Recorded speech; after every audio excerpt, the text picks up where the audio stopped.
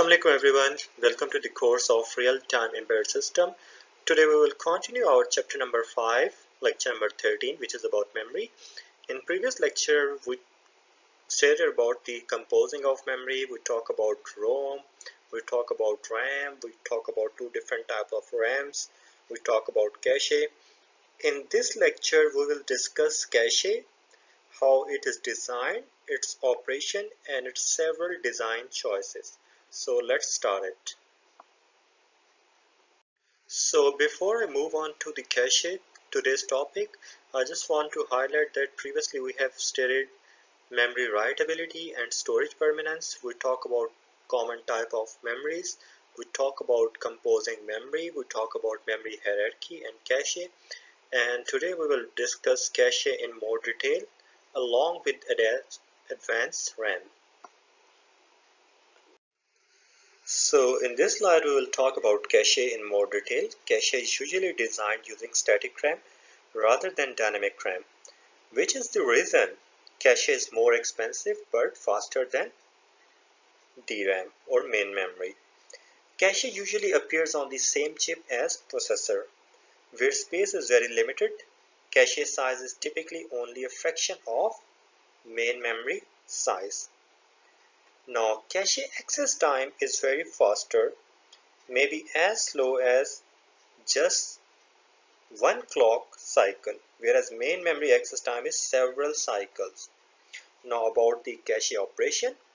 In cache operation, when we want the processor to access a main memory address, we first check for copy of location in cache. First check copy for location. Cache hit means that copy is in cache, quick access.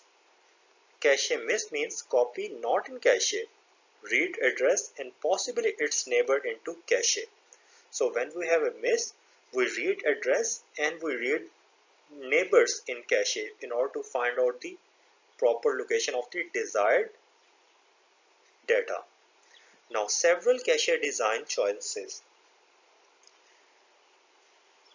Now the decision of cache operation leads to several design choices, which includes cache mapping, cache replacement policy and cache write techniques. These choices can have significant impact on system cost, performance as well as power, and this should be evaluated carefully for given application. Now we will look into the cache mapping techniques one by one. So in this slide we are going to discuss about cache mapping.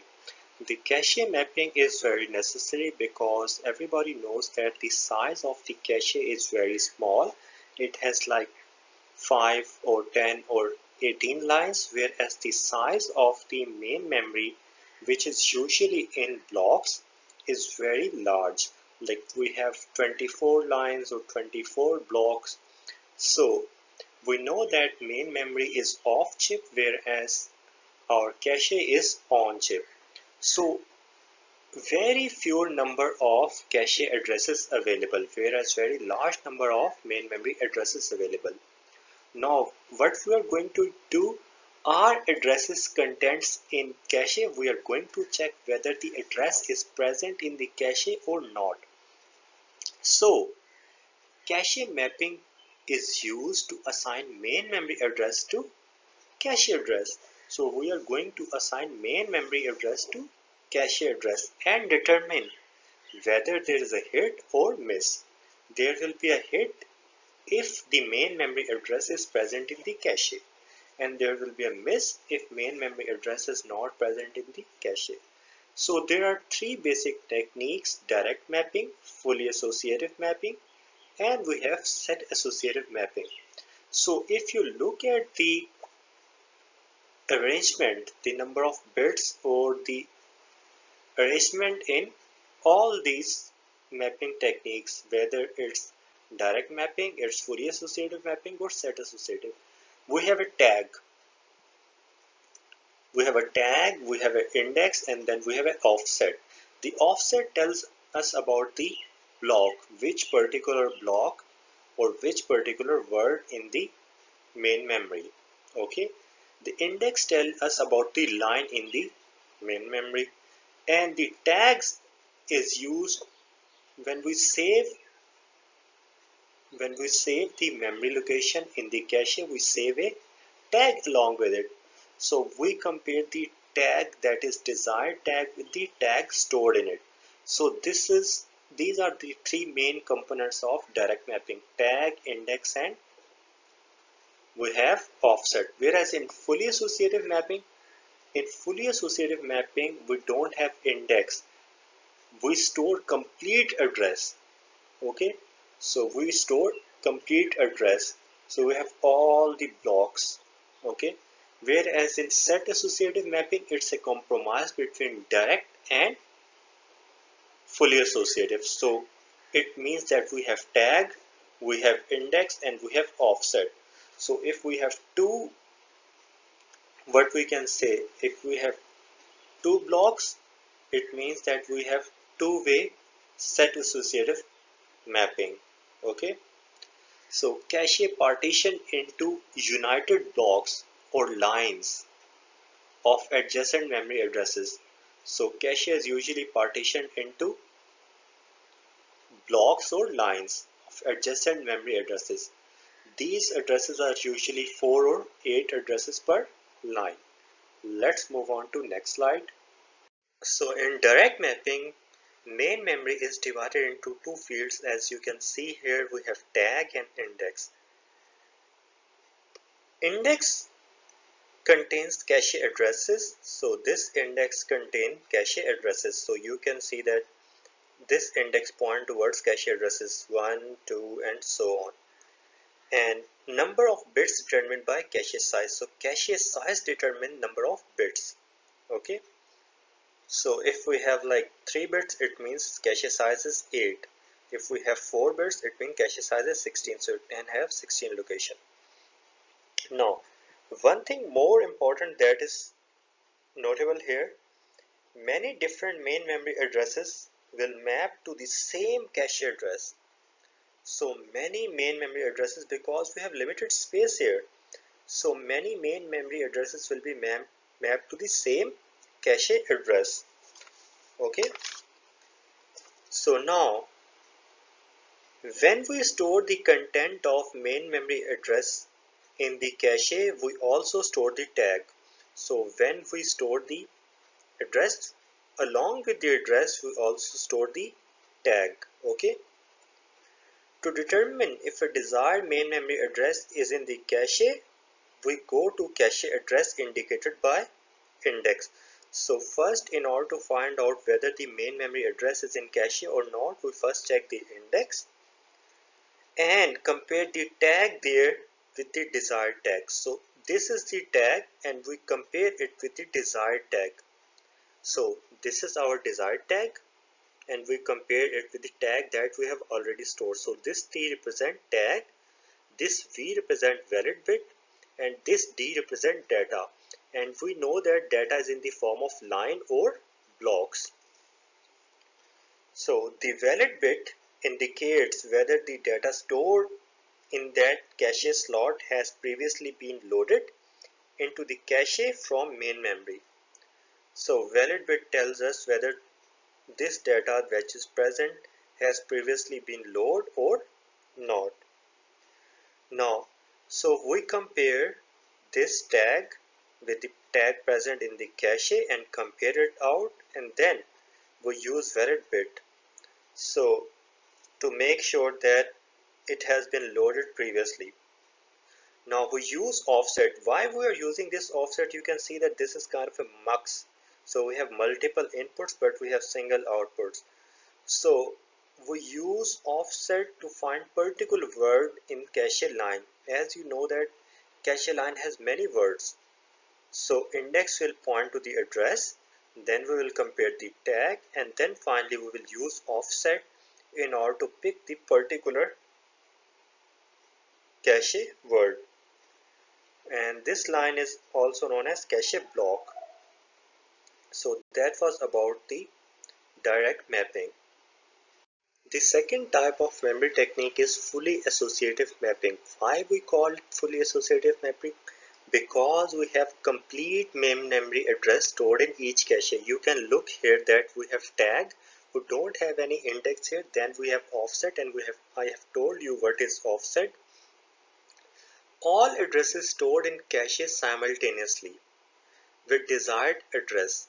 So you can see here that this is first address, this is second, fourth, and up to so on. And we have valid bit, we have data bit, we have tag bit. So we compared the tag with all the addresses. Okay, we compare tag with all the addresses. It's not like that we first go to the index and then we compare the tag and then we set the valid bit. No, we compare the tag with all the memory locations and then we use offset in order to extract the data. So this offset is just the select line for this mux, and this mux have input coming from this because we have so many outputs because of this, and this block. Okay, so in fully associative mapping, complete main memory address stored in each cache. So we are storing complete main memory address in each cache, and all the addresses are stored simultaneously. So that was about fully associative. So this is the last type of cache mapping, set associative mapping. Set associative mapping is the compromise between direct mapping and fully associative mapping. So as you can see that we have two sets here, one set and two set, whereas we have index here as it was in the direct mapping. So we have tag, we have index, and we have offset for selection of the word, particular word in the line or block. But each cache address contains contents. So each cache address contains content and tag of two or more memory locations. So we have these two, 1 and 2, two or more memory location. Tags of that set simultaneously compared as in fully associative mapping. Now to determine if a desired main memory address is in the cache, we go to cache address indicated by index.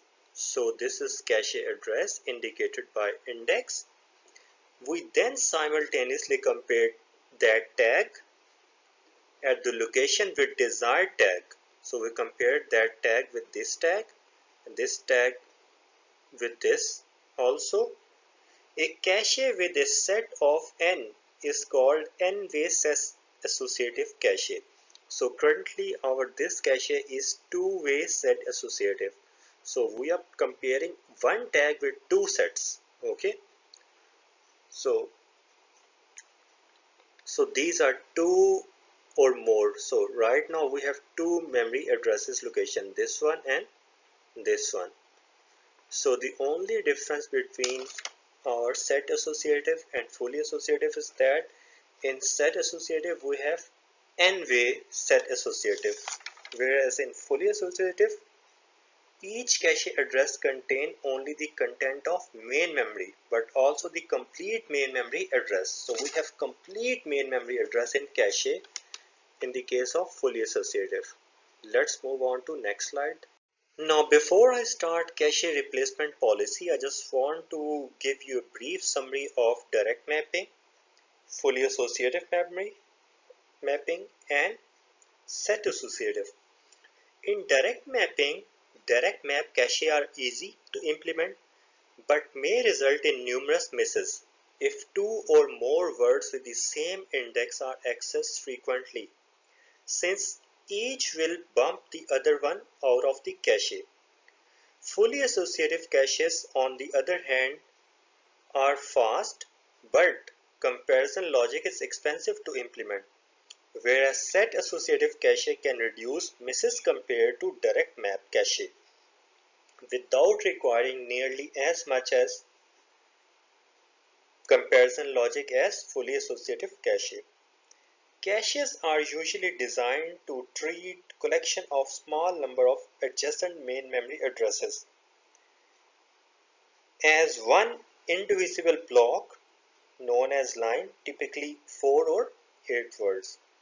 So in direct mapping, we can have lots of misses. In fully associative memory, we have seen that our comparison logic circuit is very complex. So the compromise between direct and fully associative is set associative, where we have less misses because of multiple tags. Okay. So in cache replacement policy, now cache replacement policy is the technique for choosing which cache block to replace when a fully associative cache is full. So for example, we have a cache and it is full. Now we have to replace some data, some block, some line out of it. Or when set associative cache line is full. Note that there is no choice in direct map cache. We do not have any choice in direct map cache. We have only choice in fully associative mapping, and we have choice in set associative. In direct mapping, we don't have any replacement choice because we just have one main memory block over there. A main memory address always maps to same cache address and thus replaces whatever block is already there. Now, first technique for cache replacement is random. A random replacement policy chooses, so this one, the random replacement policy chooses the block to replace randomly. While simple to implement, this policy does nothing to prevent replacing the block that is likely to be used again soon. So we randomly replaces the block without going into the detail that it is going to be used again. Number second is LRU, least recently used. Least recently used replacement policy replaces that block that has not been used for the longest time, assuming that this means that it is least likely to be accessed. So it is least likely to be accessed in near future. This replacement policy provides for an excellent hit-miss ratio, but requires expensive hardware to keep track of the time blocks are accessed.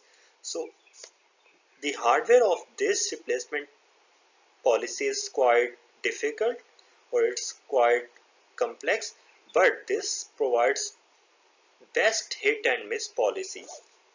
So we keep track that which block has been recently accessed. And finally we have first in first out.